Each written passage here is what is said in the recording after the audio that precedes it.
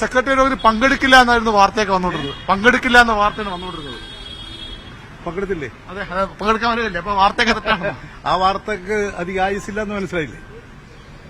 ഇതില് കൺവീനർ സ്ഥാനത്ത് മാറ്റും, രാജിവെക്കും എന്നൊക്കെയാണ് ഇപ്പം പറയുന്നത്. കുറച്ചുകൂടി കാത്തിരിക്കും. അങ്ങനെ ഇ പി ജയരാജന് രാജിവെച്ച് പോകാൻ പറ്റില്ല. കുറച്ച് കാത്തിരിക്ക്. ഇതിലെ CPI പറയുന്നത് പ്രധാനപ്പെട്ട ഒരു ഘടകകക്ഷിയാണല്ലോ. CPM ഇക്കാര്യത്തിൽ തിരുത്തും, ഇ പിക്ക് ഒരു ജാഗ്രത വേണ്ടിയിരുന്നു എന്ന് പറയുന്നത് ബിനോയ് വിശ്വം. ഏത് പ്രശ്നത്തെക്കുറിച്ചും ആർക്കും സ്വതന്ത്രമായി അഭിപ്രായം പറയാനുള്ള അധികാരവും അവകാശമുണ്ട്. അഭിപ്രായം പറഞ്ഞോട്ടെ, അതിനെന്താ? ഈ കൺവീനർ സ്ഥാനത്ത് നിന്ന് മാറുന്നതിനെ കുറിച്ചൊക്കെ ആലോചിക്കുന്നുണ്ടോ? ഇതെല്ലാം വളരെ നിസ്സാരമായി കാണുന്നതാണോ? നിങ്ങൾ ആലോചിച്ച് നോക്ക്. ഇതിന്റെ അകത്ത് വീണ്ടും ആവർത്തിച്ചിരിക്കുന്നത് 3 തവണ കൂടിക്കാഴ്ച നടത്തി. ശോഭാ സുരേന്ദ്രൻ പറഞ്ഞത് 3 തവണ. ആദ്യത്തെ തവണ BJP പോകാതിരുന്നതിന്റെ തലേ ദിവസമാണ്. ഞാൻ ആ സ്ത്രീയെ നേരിട്ട് കണ്ട് ഇന്ന് വരെ സംസാരിച്ചിട്ടില്ല. 1. 2, ഞാൻ ആകെ ആ സ്ത്രീയെ ഒരു 5 മീറ്ററോ അടുത്ത് കണ്ടത് ഉമ്മൻചാണ്ടി മരിച്ചപ്പോ ആ സ്റ്റേജിലാണ്. ഞാൻ ആ സ്ത്രീയെ കാണുകയോ സംസാരിക്കുകയോ ഒരു സ്ഥലത്ത് എന്ത് കാര്യത്തിന് ഞാൻ പോയിട്ട് എന്നെ പോലെ ഒരാൾ പോയിട്ട് ആ സ്ത്രീയോട് സംസാരിക്കേണ്ടത്? നിങ്ങൾ ആലോചിച്ചു എന്ത് കാര്യത്തിന്? ശോഭാ സുരേന്ദ്രൻ പറയുന്നത് എന്താ പറയുക, അവിടെ അവസാന ഘട്ടം പിറ്റേന്ന് BJP-യിൽ ചേരുമെന്ന സ്ഥിതി വന്നു. ഞാൻ BJP ചേരാൻ കോള് വന്നപ്പോ അല്ല, ഞാൻ BJP ചേരാൻ ഈ കേരളത്തിൽ എന്റെ പൊസിഷൻ നോക്ക്. ആരെങ്കിലും പോയിട്ട് ആ BJP ചെയ്തു? ഒരല്പം ബുദ്ധിയുള്ള ആളുകൾ ആരെങ്കിലും അങ്ങനെ ചിന്തിക്കുമോ? ഇവരെ പോലെ അല്പബുദ്ധികൾ ചിന്തിക്കാന്നല്ലാതെ. ഈ ശോഭാ സുരേന്ദ്രൻ ഞാൻ ഈ കേരളത്തിലെ ഏറ്റവും പ്രധാനപ്പെട്ട ഒരു പൊതുപ്രവർത്തകരല്ലേ. ഞാൻ പോയിട്ട് BJP ചേരുവോ കേരളത്തിൽ?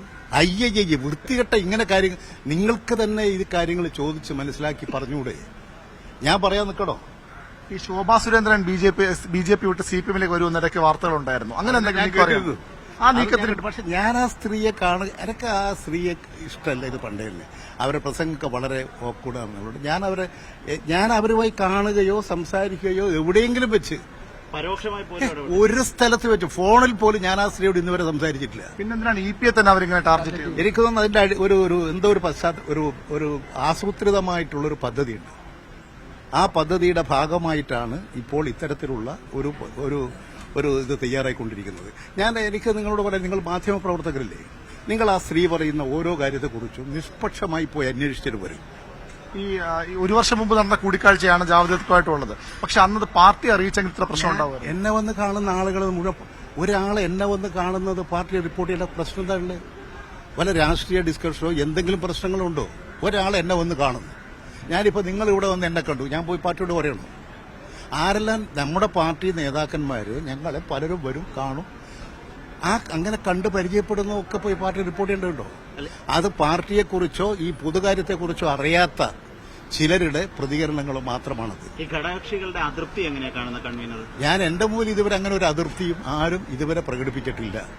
പിന്നെ എന്താണെന്ന് അറിഞ്ഞുകൂടാ. സെക്രട്ടേറിയറ്റ് വിഷയം ചർച്ച ചെയ്താൽ നിലപാട് പറയൂല്ലോ സ്വാഭാവികം. അല്ലത് ഞങ്ങൾ ഈ രാജ്യത്തിലെ എല്ലാ രാഷ്ട്രീയ കാര്യങ്ങളും ചർച്ച ചെയ്യുന്ന പാർട്ടിയാണ്. ഞങ്ങൾ ചർച്ച ചെയ്യും, നിലപാട് സ്വീകരിക്കും. ഇത് എനിക്ക് നിങ്ങൾ പറയുന്നത് എന്താണെന്ന് ഇതുവരെ മനസ്സിലായിട്ടില്ല. ഈ നടപടി ചർച്ച എന്താണെന്ന് മനസ്സിലായിട്ടില്ല.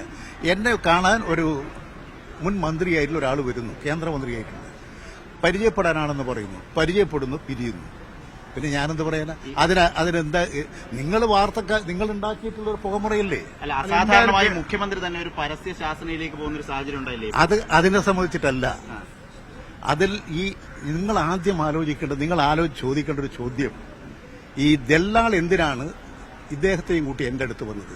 ദല്ലാളും അദ്ദേഹവും കേന്ദ്രമന്ത്രിയായിട്ടുള്ള BJP നേതാവുമായിട്ടുള്ള ബന്ധമല്ലേ അന്വേഷിക്കേണ്ടത്? ഒരേ കാറിലാണ് ഒരേ കാറിൽ വന്നു എന്നൊക്കെ പറയുന്നത് അതെനിക്ക് ഞാൻ കണ്ടിട്ടുള്ളതല്ല. ഇവിടെ എയർപോർട്ടിൽ പോകുന്ന വിഷയം അല്ല, എനിക്കതറിയില്ല.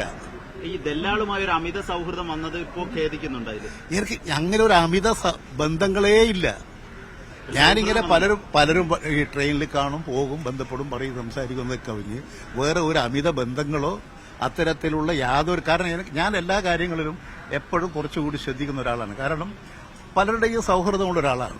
അതുകൊണ്ട് ആരെങ്കിലും ദുരുപയോഗപ്പെടുത്താൻ ശ്രമിക്കുന്നുണ്ടോ എന്നുള്ളത് ഞാൻ ജാഗ്രതയോടുകൂടി കാണും. BJP വലയമായിട്ട് എല്ലാ നേതാക്കളുടെയും പിന്നിൽ ഉണ്ടെന്ന് നേരത്തെ തന്നെ വാർത്തയുണ്ട്. ആ വലയമായിട്ട് EP ജയരാജ് മുന്നിൽ എങ്ങനെ ധൈര്യം ഉണ്ടായി അവർക്ക്? അതാണ് ഞാൻ സംശയിക്കുന്നത്. എങ്ങനെ ഉണ്ടായി? ഈ കേരളത്തിൽ ഈ BJP ദുർബലപ്പെടുകയാണ്. ദേശീയ അടിസ്ഥാനത്തിൽ BJP ദുർബലപ്പെടുകയാണ്. ഈ തെരഞ്ഞെടുപ്പോടുകൂടി ഇത് വ്യക്തമാകും. വടക്കേന്ത്യ സംസ്ഥാനങ്ങളിലൊന്നും അവർക്ക് ഒരു തരത്തിലും രക്ഷപ്പെടാൻ കഴിയുന്ന സാഹചര്യമല്ല ഇപ്പോഴുള്ളത്. TG നന്ദകുമാർ ഫ്രോഡാണെന്ന് അങ്ങ് കഴിഞ്ഞ ദിവസം ഒരു മാധ്യമത്തിന് അഭിമുഖം കൊടുത്തിരുന്നല്ലോ, അത് തിരിച്ചറിയാൻ വൈകിപ്പോയിരുന്നു. അങ്ങനെ ഞാൻ പറഞ്ഞില്ലേ, എനിക്ക് അങ്ങനെയുള്ളവരായിട്ട് പലരുമായിട്ടും എനിക്ക് ബന്ധവും പരിചയമുണ്ട്. നല്ലവരായിട്ടുണ്ട്. ഇങ്ങനെയുള്ള ചിലരുമായിട്ടും അവർ വന്ന് പരിചയപ്പെടും. ഞാൻ പിന്നെ അവരെ നിങ്ങൾ ഫ്രോഡാണെന്ന് പറഞ്ഞിട്ട് പറഞ്ഞു വിടാറില്ല ഒരാളെയും. അവരെ ഓരോരുത്തർ വരുമ്പോഴും അവരുടെ കാര്യം അവരുടെ സംസാരത്തിൽ അപ്പോൾ എനിക്ക് മനസ്സിലാവും. ഞാൻ അതിനനുസരിച്ച് കാര്യങ്ങൾ കൈകാര്യം ചെയ്ത് പോകും. ശോഭാ സുരേന്ദ്രൻ ആവർത്തിച്ച് താങ്കളുടെ പേര് തന്നെ പറയുകയാണ് പല സ്ഥലത്തും. ഞാൻ പറഞ്ഞത് അവർക്ക് എന്തോ ഒരു അസൗകര്യമുണ്ട്, എന്തോ ഒരു അല്ല. ഞാൻ ഇന്ന് വരെ ആ ഹോട്ടലിൽ പോയിട്ടില്ല. ഞാൻ അതാ പറയുന്നത്, ഞാൻ ഇന്ന് വരെ ആ ഹോട്ടലിൽ പോയിട്ടില്ല. ഞാൻ 2 കൊല്ലമായി ഡൽഹി പോയിട്ട് ആകെ ഒരു പ്രാവശ്യമാണ് പോയത്. അത് ഞാൻ നേരത്തെ നിങ്ങളുടെ പത്രക്കാരോട് പറഞ്ഞിട്ടുണ്ട്.